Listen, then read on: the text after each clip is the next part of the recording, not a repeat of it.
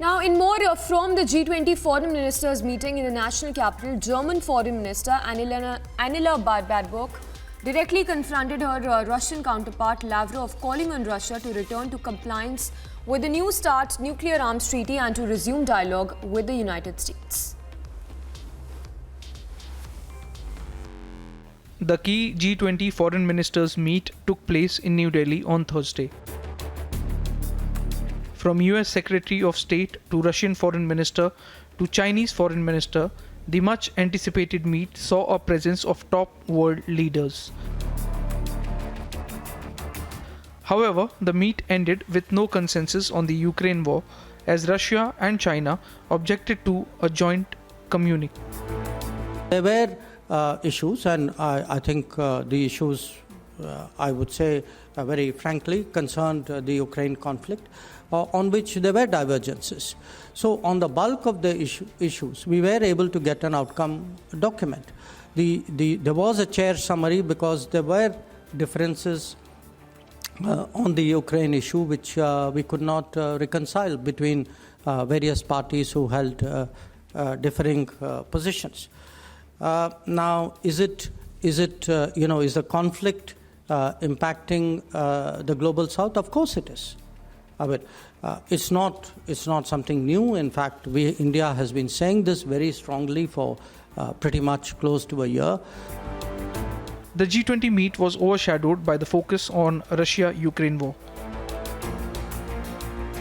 India has been keeping its stance neutral on the issue while bridging the gap between the West and Russia.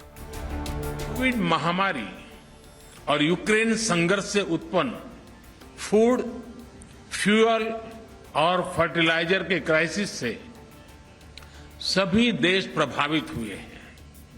विकासशील देशों पर इनका विशेष रूप से नकारात्मक प्रभाव पड़ा है। हमने इस बारे में अपनी साझा चिंता व्यक्त की। इन समस्याओं के समाधान के लिए हमने संयुक्त प्रयासों पर बल दिया। भारत की G20 अध्यक्षता में भी हम इस विषय को प्राथमिकता दे रहे हैं।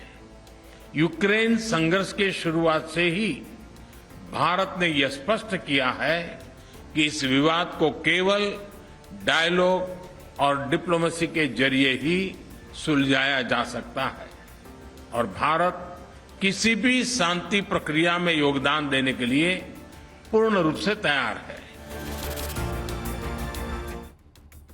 It was going to be a difficult ask to circumvent the Cold War that's going on between the West and Russia on Ukraine, and ultimately a possible joint communique floundered because the Russians and the Chinese together objected to the mention of Ukraine in their statement, like they did in the case of Finance Ministers Meeting in Bengaluru a week back. Remember this despite best efforts by India, with our External Affairs Minister trying to prevail upon both the sides and individually in his conversations with all the foreign ministers that he had, that the war in Europe should not be allowed to digress the attention of G20 from the more important issues of the day, which is about food, fertilizer and fuel security for the entire world, which is impacting the poor. Ultimately, despite Prime Minister Narendra Modi, for example, very openly in his video statement saying that we should be focusing on the priorities of G20 and not those issues, a joint communique was not possible because Russia and China said that Ukraine war should not be mentioned, which the West insisted upon. As world leaders converge in India, can India be the diplomatic mediator to resolve Ukraine situation? Bureau Report, Republic TV.